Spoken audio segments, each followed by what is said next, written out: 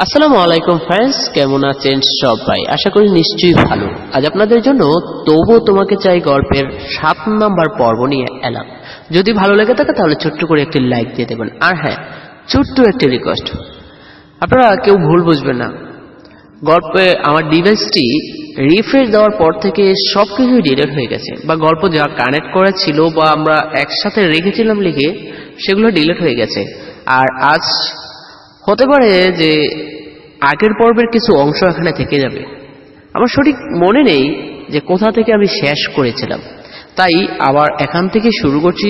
যদি কিছু অংশ থেকেও যায় কিংবা কিছু অংশ চলেও যায়, সরি, কেউ কিছু মনে করবেন না। আশা করি সামনের দিনগুলোতে আরো ভালো হবে গল্পটি। তাই সবার কাছে অনুরোধ, কেউ কিচ্ছু মনে করবেন না, আর জানিয়ে দিলে আরো খুশি হতাম। তো ফ্রেন্ডস, বেশি কথা না বাড়িয়ে চলুন গল্পে ফিরে যাই।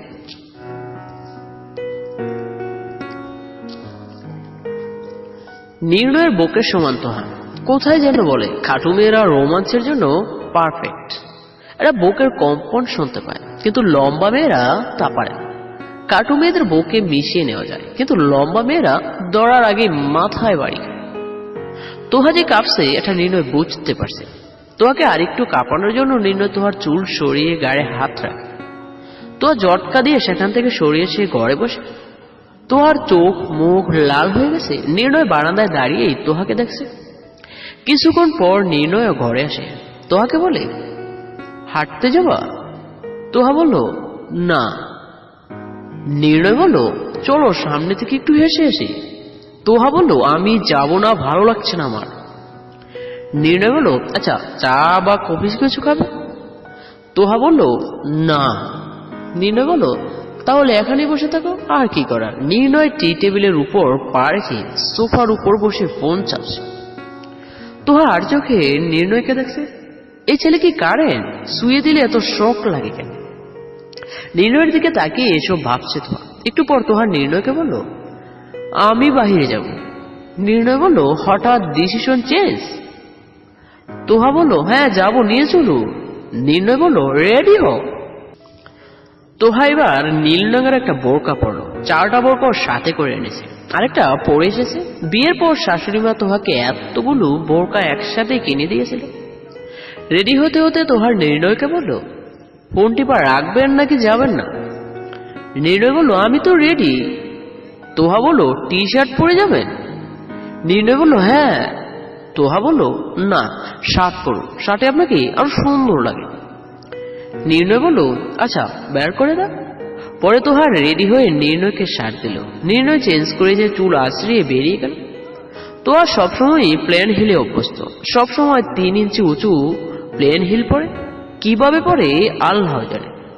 রেডি স্যুট থেকে বেরিয়ে নির্ণয় পকেটে হাত দিয়ে হাঁটছে। তোহার হাতে নির্ণয় আর সাইটের পার্স। হাঁটতে হাঁটতে অনেকটা দূরে যাওয়ার পর নির্ণয় তোহাকে বলল, হাত ধরো আমার। তোহা বলল, মানুষ কি বলবে? নির্ণয় বলল, এখানে কোনো মানুষ হাত ধরা ছাড়া হাঁটছে? দেখাও আমার। তোহা বলল, কেউ না। নির্ণয় বলল, এখন তুমি ধরো। তোহাও নির্ণয়ের বা হাত জড়িয়ে ধরল। নির্ণয় বলল, শখেও না বা। নির্ণয়ের কথা শুনে তোহা হেসে দেয়। এটা টিলার উপর গিয়ে দুজন বসে। সূর্য এখনো তার হালকা আভা সরাচ্ছে। কি ভেবে যেন নির্ণয় তোহার কোলের উপর শুয়ে আকাশের দিকে তাকিয়ে। তোহা একটা সাইডে রেখে নির্ণয়কে বলছে, শুয়ে পড়লেন যে? নির্ণয় বলল, ভাবছি আসলে। তোহা বলল, কি ভাবছেন? নির্ণয় বলল, তোমাকে আমি কি করে বুঝাবো? তোহা বলল, কি বোঝানোর আছে আমাকে? নির্ণয় বলল, অনেক কিছুই বোঝানোর বাকি। প্রেম মানে বুঝতো তোহা? তোহা বলল, না, সেইটা কি? নির্ণয় বলল, তুমি যে আমার হাত ধরে এই পর্যন্ত আসলে সেটাই প্রেম। আর ভালোবাসা কি সেটা বুঝো? তোহা বলল, না। নির্ণয় বলল, আমি না খেলে যে তোমার কষ্ট হয় সেটাই ভালোবাসা। আচ্ছা, আমি যে এখন তোমার পায়ের উপর শুয়ে আছি, তোমার কেমন লাগছে? তোহা বলল, ভীষণ ভালো লাগছে। নির্ণয় বলল, একটু আগে আমি তোমায় জড়িয়ে ধরার পর ওইভাবে সরে কেন গেলে? আমাকে কি তোমার পছন্দ না? তোহা মাথা নিচু করে বলল, না আসলে আমি। নির্ণয় বলল, আচ্ছা বাদাম খাবে? তোহা বলল নির্ণয় 20 টাকার বাদাম কিনল। পাশের টিলায় দাঁড়িয়ে থাকা লোকটার থেকে নির্ণয় শুয়ে শুয়ে বাদামের খোসা সরাচ্ছে, আর তোহা হাতে ছোলা বাদামগুলো দিচ্ছে। তোহাও বাদামের খোসা সরানোর পর আলগাছ ফোলা ফু দিয়ে উড়িয়ে নির্ণয় মুখে ফেলে হেসে মজা নিচ্ছে।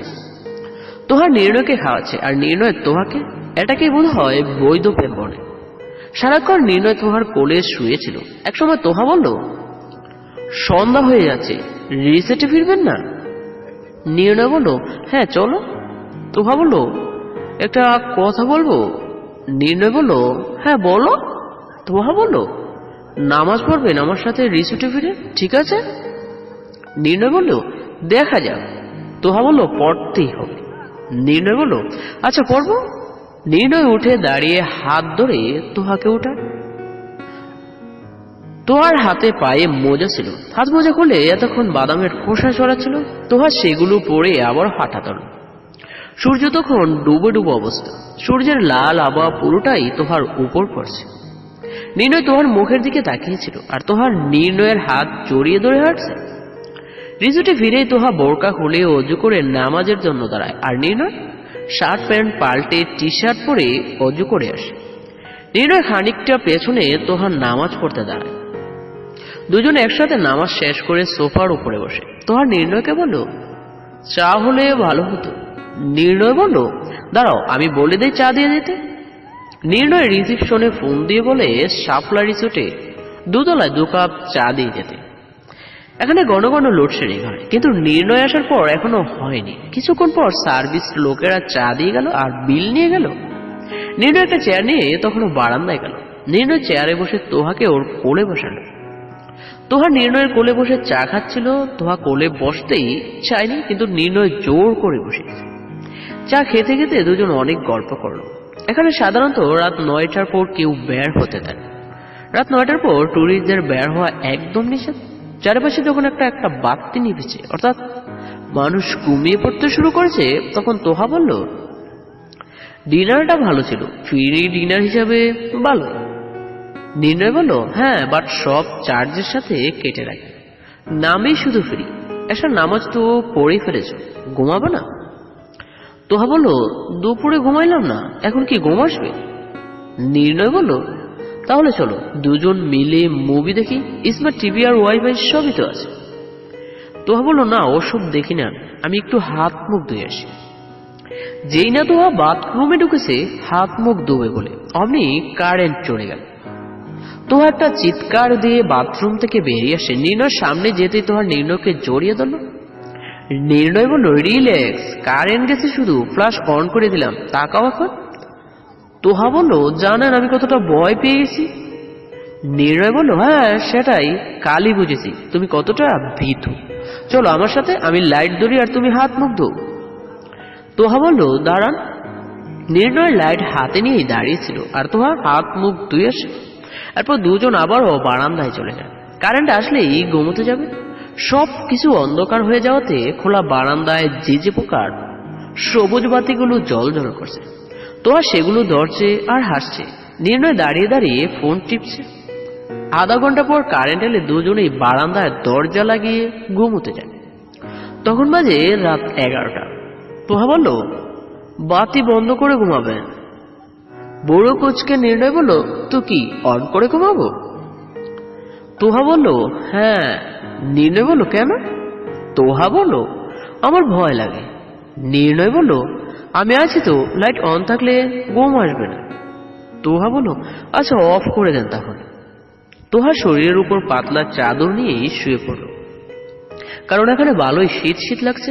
নির্ণয় তোহার পাশে গিয়ে শুয়ে পড়ল। তোহা অন্যদিকে বেরিয়ে শুয়েছিল। নির্ণয় তখন তোহাকে নিজের দিকে ঘুরালো। তোহা বলল, কি হলো? নির্ণয় বলল, আমার দিকে ফিরে ঘুমাও। তোহা বলল, কেন, আপনি তো সাহসী, ভয় তো পান না, তাহলে আমার ঘুরতে বলছেন কেন? নির্ণয় বলল, এটা যদি তুমি বুঝতে তবে তো খুবই ভালো হতো। আচ্ছা তোমার একটা জিনিস দেখাই। তোহা বলল, আচ্ছা দেখান। নির্ণয় ওর ফোন হাতে নিয়ে নেটে সার্চ করে একটা রোমান্টিক মুভি বের করে সেই মুভির কিছু অংশ নিয়ে তোহাকে দেয়। তোহা এসব দেখে চোখ বন্ধ করে বলে, ছি ছি, কি সব ফালতু জিনিস, এইভাবে কেউ কাউকে কিস করেছি? নির্ণয় বলো, এখন তো আমি তোমায় কিস করব, আর ঠিক এইভাবে।